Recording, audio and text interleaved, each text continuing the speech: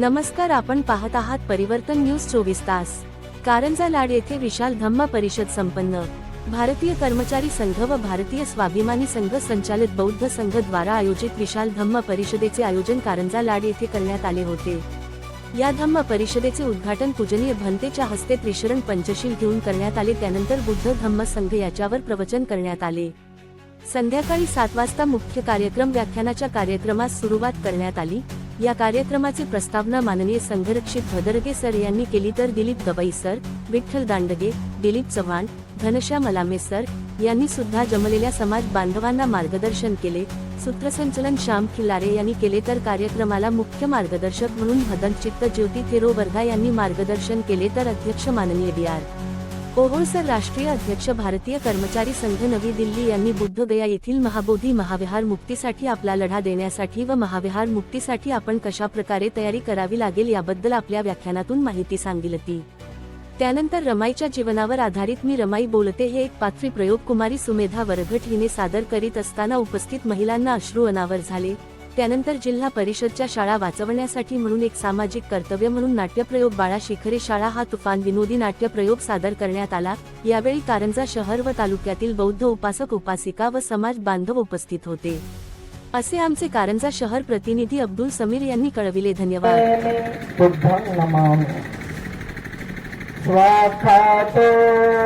भगवता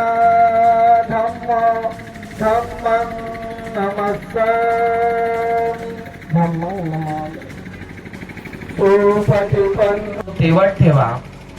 डॉक्टर बाबासाहेब आंबेडकरांची म्हणजे आपल्याला माहित आहे की तथागत भगवान बुद्धांची पहिली सिंह गर्जना।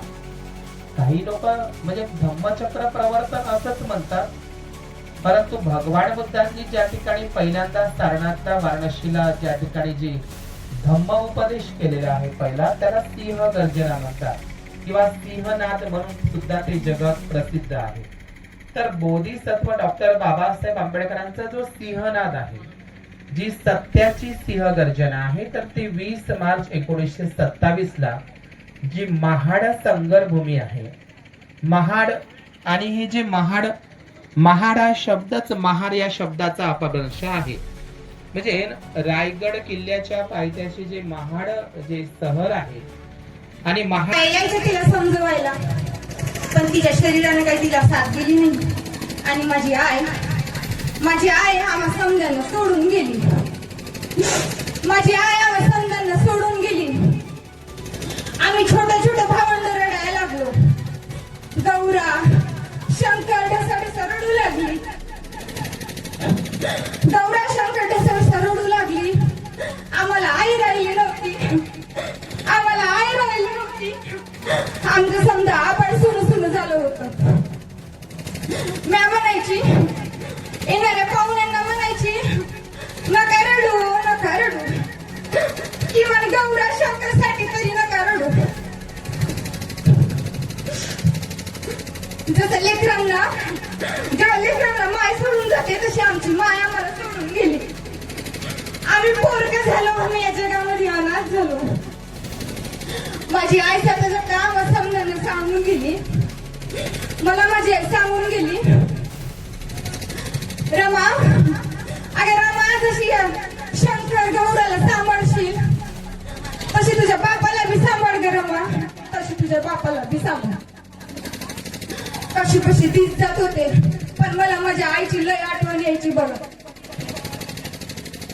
मी 10 दिवसांनी माझ्या आईला शोधायची, पण माझी आई मला कुठंच दिसायची नाही।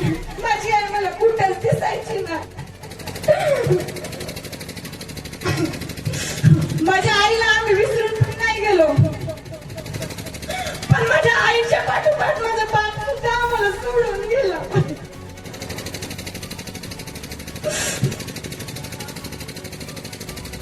माझा बाप सुद्धा आम्हाला सोडून गेला आणि आम्हा भावंडांना एकटं पाडलं। गौरा, शंकर ढसाढसा रडत होती आणि मी बी एवढी लहान की त्यांना समजवलं पण जात नव्हतं। काळाने घात केला होता आमच्यावर, काळाने घात केला होता। मामांनी मामांनी चुलत्यांनी आम्हाला मुंबईला नेलं. आई भाऊ लई दिलदार सोडलं दाजीला वाऱ्यावर.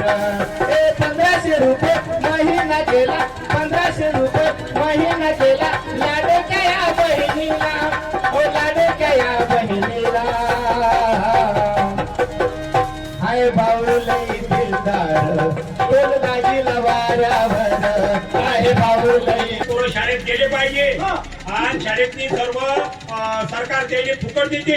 हा कपडे त्याले पुस्तक पाट्या त्याले खिचडी हे सर्व फुकट देते.